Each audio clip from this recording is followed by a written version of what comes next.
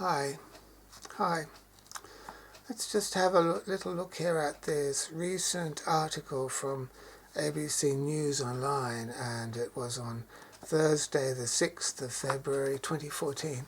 I won't read the whole article, but I'll just read a few interesting points about the African community, saying that education will stop female genital mutilation in Australia. That's all very well. And they have interviews. There's a lady called Khadija Gabla, and she was born in Sierra Leone. There's an audio there.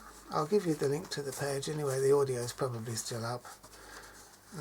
Genital mutilation victim speaks out. This is female genital mutilation, of course. Khadija Gabla gives her description of the whole experience that she went through as a child, and how she thought she was going to get killed and this and that, and how she was cut with a knife or a blade or whatever. She says, "I don't think you can ever get over it. I forgive her only because she's a victim of that culture just as I was." She's talking about her mother. She says it is common practice in Sierra Leone. So that this is female genital mutilation, common practice in Sierra Leone. This is a culture. It is rooted in our identity as a nation and who we are, says Ms. Gabla says. I'll just repeat that a bit because she says something a little bit different later on. This is a culture. It is rooted in our identity as a nation and who we are.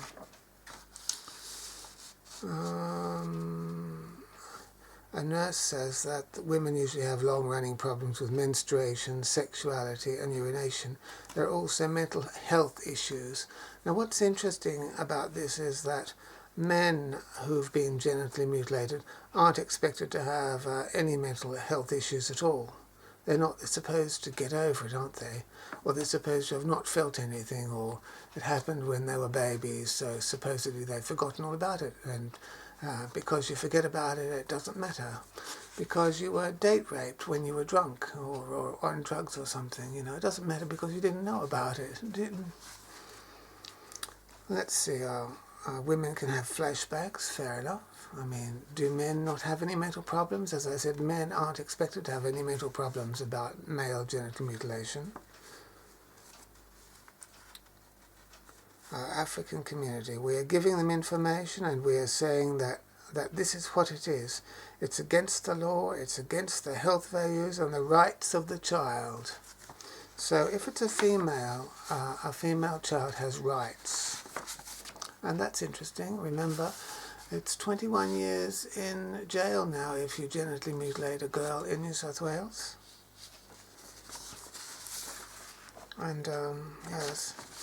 So, as I said, she made the point, this girl, this is a culture, it is rooted in our identity as a nation and who we are, Ms. Gabla said.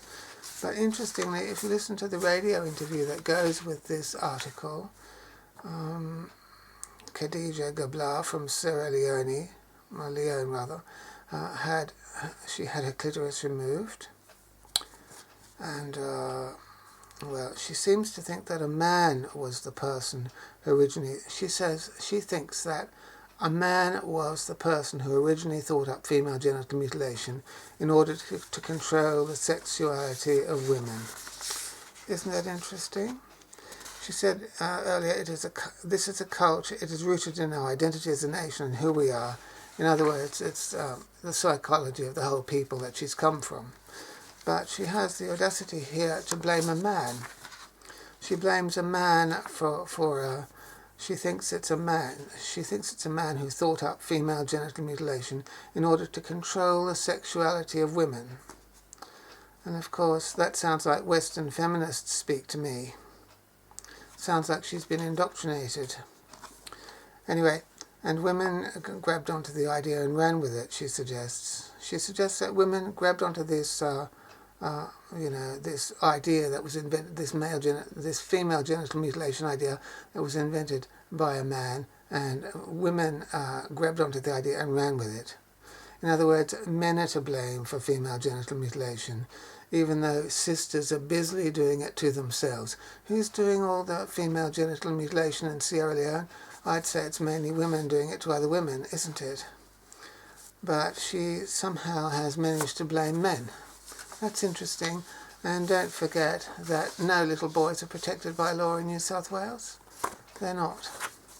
The whole thing's a bit pathetic, really, that she could have that attitude. And she's protected, all little girls are protected.